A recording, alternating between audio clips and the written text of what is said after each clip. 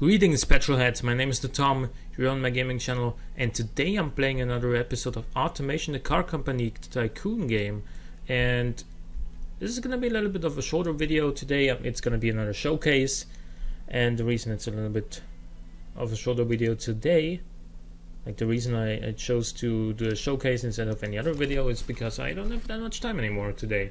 I've been really busy today, and I don't have time to make like another 45-minute custom build or anything like that. So instead I'm gonna do this showcase here of a car called the AMW Grizzly, and this didn't save. Well, anyway, I'll worry about that later. So what makes this car? First of all, before we get into this chassis and all that, what is this car? This is a big four-wheel drive luxury saloon that will, like, imagine a Bentley with just a lot more power, just a lot more performance. It is, however, still not a car that's focused on track performance. It is still a luxury car, but it adds more of a sporty, more of a almost muscle car type element to the whole thing. And like basically all high priced cars today, it is made from aluminium. No, not aluminium, it's made from carbon fiber. What am I even, like, there was so much going on today, I can't even think of the proper words anymore. Anyway, a carbon fiber front launcher tunnel because this offers more engine space. Double wishbone front, multi-link rear. As far as the fixtures go, I tried for a look that is both a little bit sporty but still elegant and classy, and you know, keeping true with the AMW design language, if you will. Some more chrome on the side here.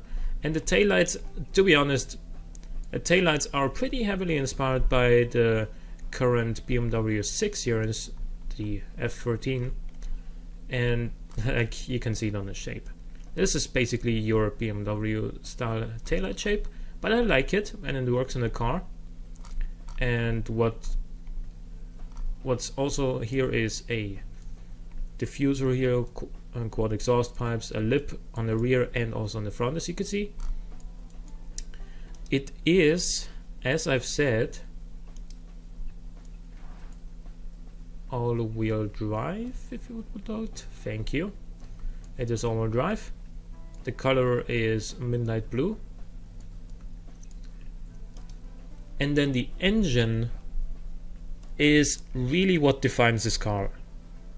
Like, this is so much, like, such a big difference from all the other luxury cars these days. Because, you know, luxury cars these days, for example, on the Bentley, it is still a 6-liter W12, but it is twin turbocharged, and you know, they could have fitted a 7.5 liter or something naturally aspirated V12, but that's not in tune with the time, you know. Everything has to be turbocharged these days, and make better economy and all that. And alrighty, so this is also a turbocharged engine. But it's a 9-liter 40-valve V8 twin turbocharged. And we assure you that upsizing can also be a very viable alternative. Like, upsizing is like when your previous generation had a big naturally aspirated engine. In order to make that more economical, you can also increase the capacity and add a turbo, and then detune it kind of, or don't, like, to make even more power. But yeah, here we have all the best parts in here. Forged pistons, because we are making a ton of torque, as you can see. So these are better than the lightweight forged ones for our engine. We get a good amount of quality in pretty much all the sections. It is twin turbocharged. I actually spent quite a lot of time tuning this engine, and what is also unique about this car is the red line you see here. It's 5,000 RPM, and that is true of the tradition of this car, really. Like, if you check the history of that car in my AMW thread on the forums, you would see that it's never really had more of a red line than, I think the maximum ever was 5,500 RPM.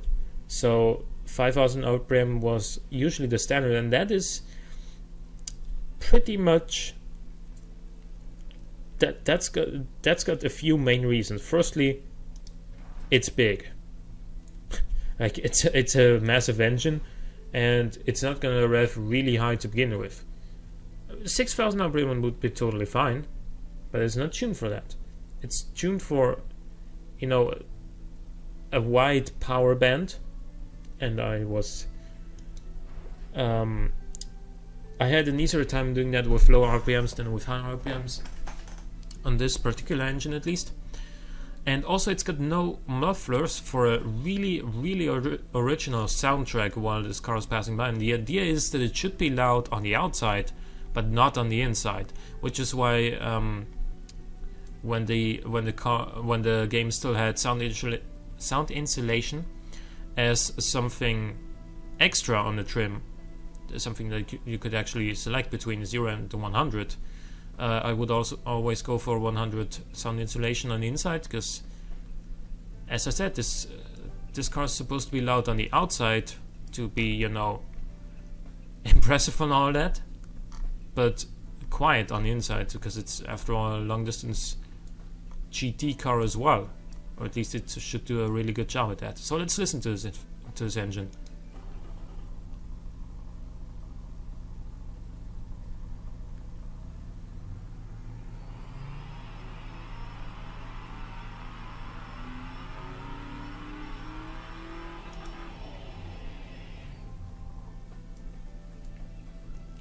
So at 1000 RPM it already makes 635 Newton meters of torque.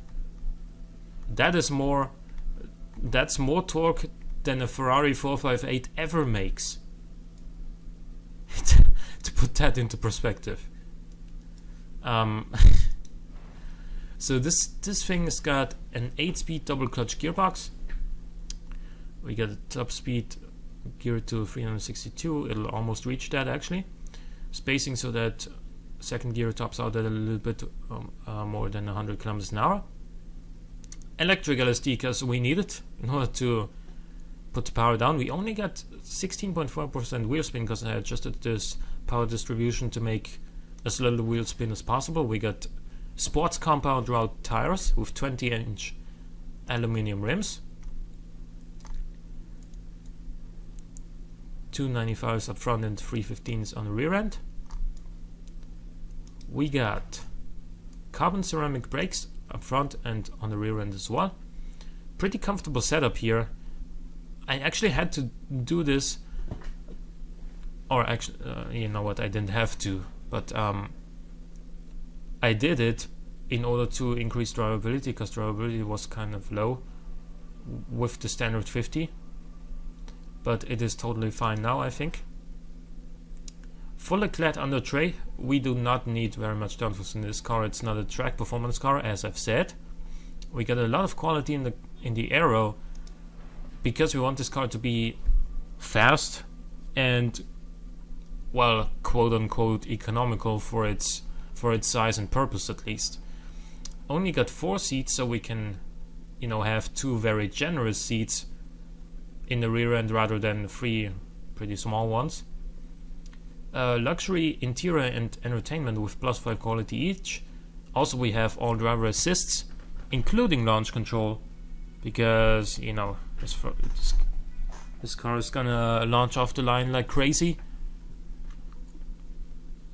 and it's gonna absolutely show many supercars a thing or two on the quarter mile, I can assure you that. Advanced safety, because what else would we choose in a big, heavy, luxurious car like this? And we got active comfort springs and semi-active dampers and passive sway bars. a really comfortable setup here with a little bit lower ride height. We still do not have bottom out, thankfully, but this did reduce the roll angle a little bit. So overall, 52.8 drivability, 57.4 sportiness, 55.8 comfort. These three numbers being pretty close together is actually what I originally wanted from this car. Then 75.2 prestige, because obviously a lot of displacement, a very high top speed, and carbon fiber pretty much everywhere. And then 99.9 safety. This is just incredible as far as the safety goes. It'll probably, if you drive this car into a brick wall at like 200 kilometers an hour, it'll hurt the brick wall more than it'll hurt you. So let's go to a quarter mile here and see what it does.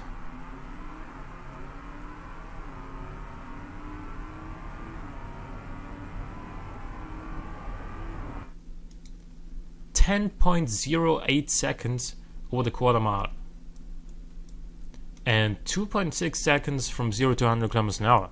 So that is more or less on par with today's hybrid hypercars, the McLaren P1, the Porsche 918 and the LaFerrari. And that, in a car that is this big, weighs 2.1 tons and is not hybrid. Like, that is actually really strong, I think, as far as acceleration goes. Not only is this car so much heavier than all those cars that I mentioned, it's also down on power, and that makes it even more surprising that it is actually able to keep up on the quarter mile, to me at least. What is actually also even better of an argument for this car is this right here, the top speed, because unlike those hybrid hypercars, it is not limited to 350 kilometers an hour. It'll instead do 360. So you might even say this is faster than a Porsche 918. However, on the inside it's also really luxuriously equipped, basically almost like a Bentley or Rolls-Royce, or even just like one of those, only in a completely different way, a completely different style, but just as well made and all that. And the fuel economy is, well, you didn't really expect it to be good, did you? But it is, for what this car is, it's actually quite acceptable. And despite the fact that this is not tuned for track performance and it weighs more than 2 tons, I think it will be rather decent here on the airfield track as well.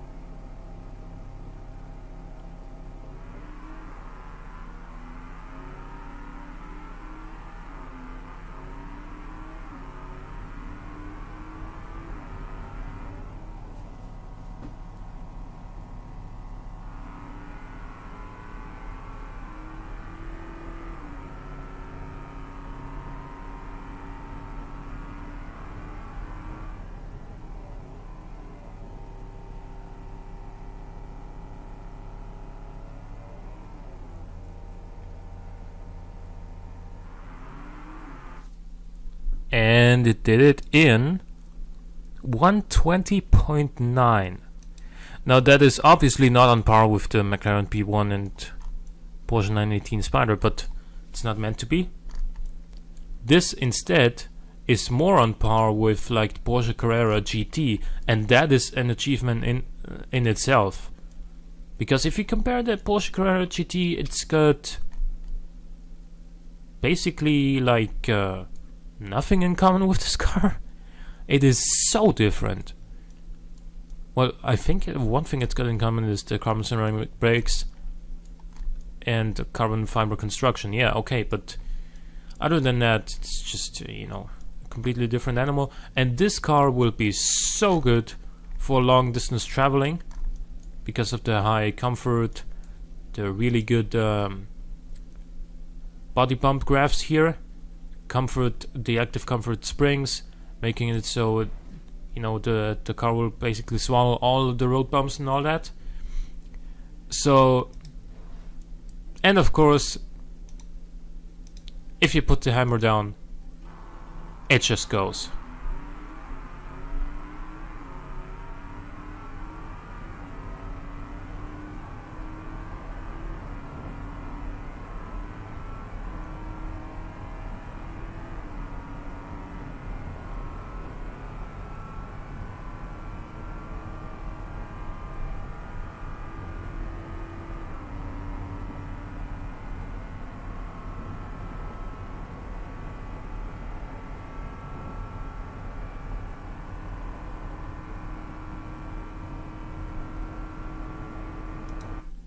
That was 350 kilometers an hour